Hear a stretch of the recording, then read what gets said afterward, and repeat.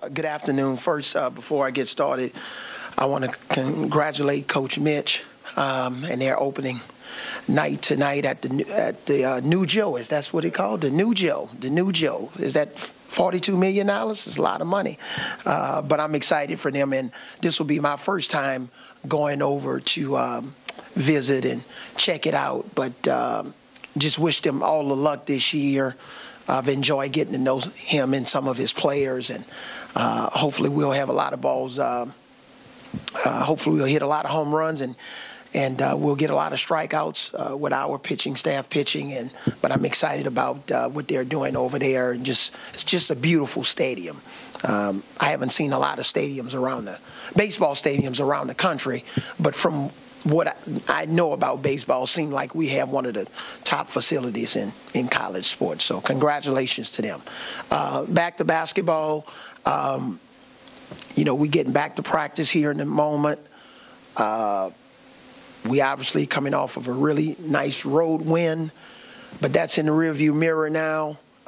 Mississippi State is coming off a big victory at the buzzer, which I know those type of victories could really catapult your season. And because of that, we're not going to be able to have the same amount of effort, the same effort we had against them in what I'm calling game one. We're going to have to be more productive on both ends of the floor, have more of a sustainable level of concentration, paying attention to details. They have some terrific players: Malik Newman, Witherspoon, Sword. Ware hurt us inside. We couldn't guard him inside at all. So there were a lot of things that were problematic in our game at Mississippi State. So we have to play much better for a longer period of time, much smarter, and hopefully, coming back home, we'll have some exciting. We'll have some excitement inside of our building and energy, because hopefully our students will show up, and all of our fans that have tickets will show up and welcome our team back to Coleman tomorrow. Thank you, Coach. Go ahead and start. Hey, Coach, I have two questions. First about game one, as you referred to it. With Ware as productive as he was in the post in that game, do you sort of have to pick your poison on how you're going to guard them on the perimeter, on the inside? Is it a difficult defensive decision to make? Yeah, well, I just think strategically, we have to do a better job of helping our guys in certain situations. And we were a little soft. We were just on our heels. He pinned us, he sealed us. He basically did whatever he wanted.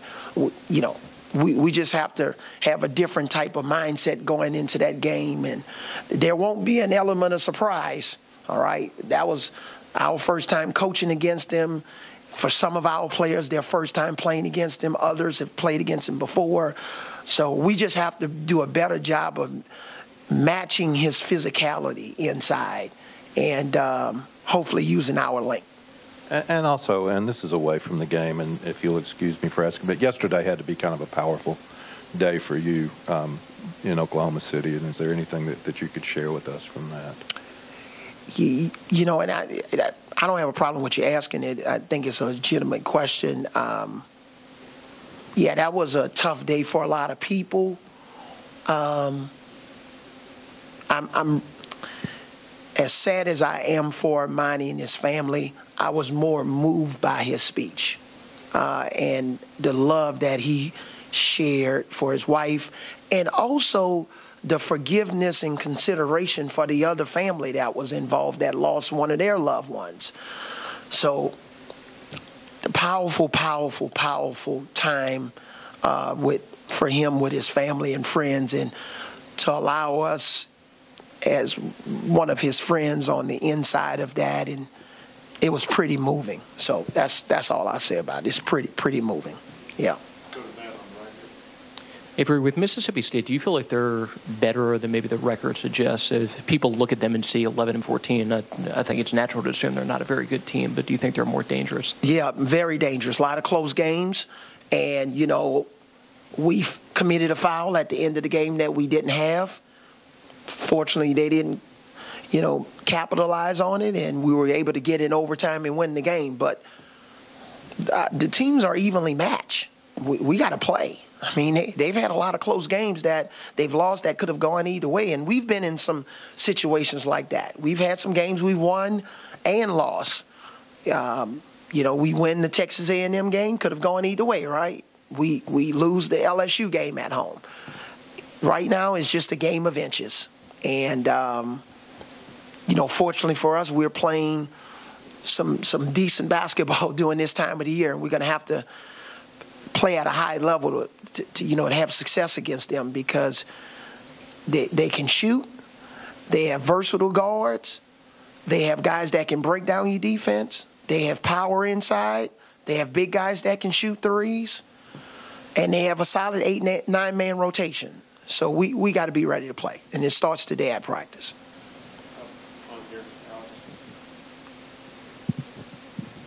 Keep hearing a lot of about the fun this team is having, and you can kind of see it obviously on the court and the confidence this team. What have you done to kind of create some of that? Obviously, winning helps, but off the court maybe or in practice, what have you done? Well, I would say, without giving away all of what we do, a lot of it starts for us in practice. I'll just give you one thing, okay? I've never allowed any of my teams to play music at any point in practice, okay? So maybe I'm softening up a little bit in terms of how I coach and get practices started, but there's a young man that felt really strongly about how we start practices and pretty much loosening up the atmosphere. So to kind of play off that, and you may not be referring to who I think I wasn't even finished. I apologize. I'm joking. Avery's helped a lot with that, and kind of Junior, I meant. Yeah. How has he kind of been able to, when he can't really help on the court necessarily, help within the locker room and create some of that? We see it in the periscopes. We see it in the engagements that he has with fans and stuff like that. Yeah. How has he been able to? It's been big because, as a coach, I have a certain frame of reference on practices, shoot-around video sessions, and, post-game, what you want people to see, what you don't want them to see, and just sitting down visiting with him about, not necessarily coach, but hey, Dad, this is a great idea in terms of how you should function on social media. It would be good for maybe recruiting. Maybe people can see a little bit of a different side of what we all do.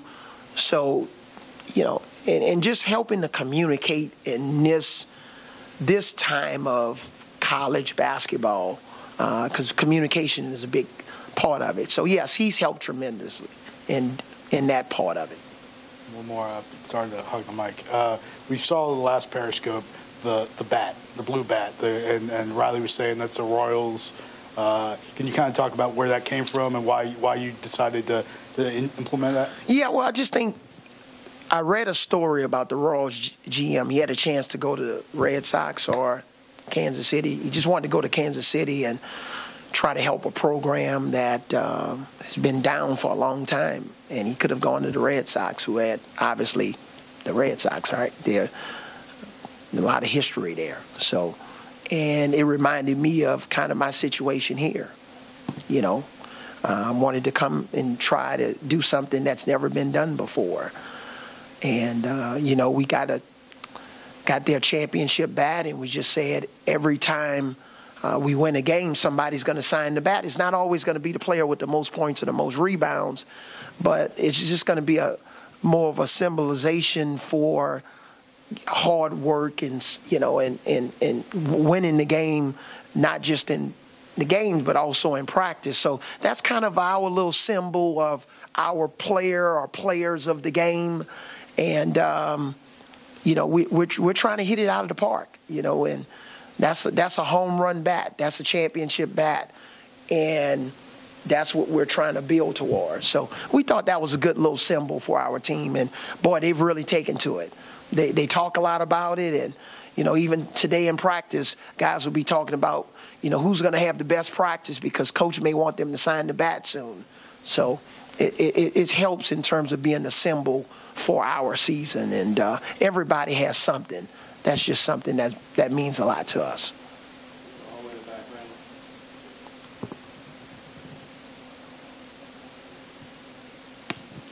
Coach, you've been pretty consistent throughout the season. You've referred to your team as an underdog, and we're not good enough to overlook such and such team. Now you're getting some attention, you've won some games, and you have a team coming in that maybe you're not the underdog to people on the outside. How do you approach that now that maybe things have changed with perception? Well, when we say we're an underdog, it's always referring back to the preseason rankings. So we weren't ranked. So that's what it's more about. Not necessarily our current state, but it's more about, proving maybe some people wrong and trying to continue to climb the ladder. But even in this game tomorrow, all right, we can't overlook anybody. We have to play with maximum energy on defense and offense. We have to meet our grade defensively. We got to do a better job of taking care of the ball. Still had too many turnovers at LSU, maybe 5 or 6 that were unforced errors. We got to stay away from the double errors. We had a minimal amount of those at Florida and LSU. We got to do a good job of rebounding the basketball. We can't give up 23 offensive rebounds like we did against Florida and expect to win. We have to defend the three-point line. Our players that needs to set a screen in a play, they have to set a screen. Other guys who are responsible for making an on-time, on-target pass. We have to have all these things working in our favor. We are a team that do not have much margin for error. It doesn't matter who we play. So that's the deal, And tomorrow we got to have that type of effort. And if we have that type of effort, we'll have a chance. We feel if we're in the game in the last 3 to 5 minutes with a chance to win, we like our chances. Do a couple more questions. Start with Matt. Avery, a few things about the bet. When did you initially reach out about getting that, and who did you talk to with the Royals?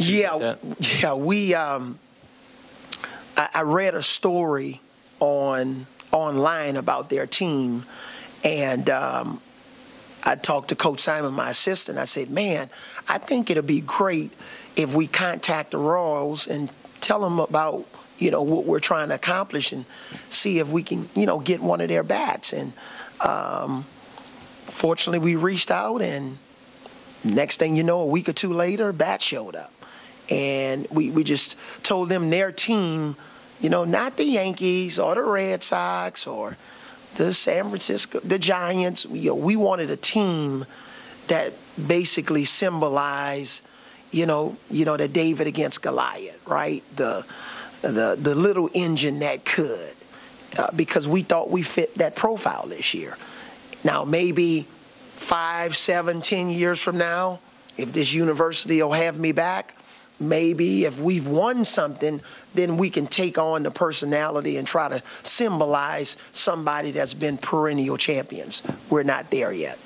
So did you ever talk to anybody directly from the Royals? My staff did. Yeah, okay. My staff did. And have the Royals kept in contact at all during They have. And actually, we were trying to get one of their players. I think he was drafted in, the 52nd round or something. And he's a guy that's turning the corner. And we can get you that information. Coach Simon has all of that information. And we're trying to get him to come and visit before spring training. But, it didn't work out. Maybe we'll have him in next season when his season is over. And last thing from me about the bat, how much, just when you're talking about the bat or have that out, do you reference with the players just the parallels between the two teams? Oh, yeah. How much do you talk all about the time. All the time. We have a lot of different parallels that we use, and I'll tell you more about them, after the season is over. But it could be a boxer, right? It could be a football team, a baseball team.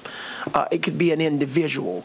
You know, we use a lot of different motivational tools and to motivate our team. And in a long season, I think that's more part of coaching than the games. It's how you get ready for the games. Last question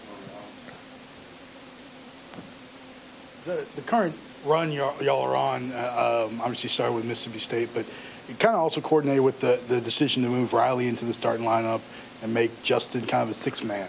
I know injury kind of played a little bit of part of that, but with Justin in particular. But I guess how have both of those kind of evolved into their roles and become, I mean, because Justin, obviously the 21 points, he's adapted to that. Riley making those effort plays, the rebounds like he had last game. How have they kind of evolved into their roles? Great question. There's no coincidence that since I sat down and talked to both of those young men about what we wanted to do, one, they accepted it. Yeah, I'm not sure whether one agreed with it, but they accepted it. And having Riley in the lineup and Justin coming off the bench with the production he's given us, no coincidence. We are in a pretty good rhythm, you know, overall. Not perfect rhythm, but a good rhythm. And somebody was asking me about our team, what's one of the 7 keys. They wanted 7 keys to what's happening with our team, and one of them is our perimeter defense have significantly improved. When you got Riley and Redden and Arthur, guys who are all long and strong on the perimeter, that's helped us a lot. And then you come in with the blur, the speed of Justin and what he's doing for us off the bench is, yeah, it's no coincidence. And then Riley will have games where, you know, he'll make 8 threes, he'll get 16 rebounds or something in between, and you play him at 3, you play him at 4, you play Justin at point guard, then you get him off the ball sometime, gives us a lot more flexibility. So that's been huge for our season, inserting Riley into the lineup and now bringing Justin off the bench. And Justin comes off the bench, but also he plays like a starter. Okay, guys, thanks.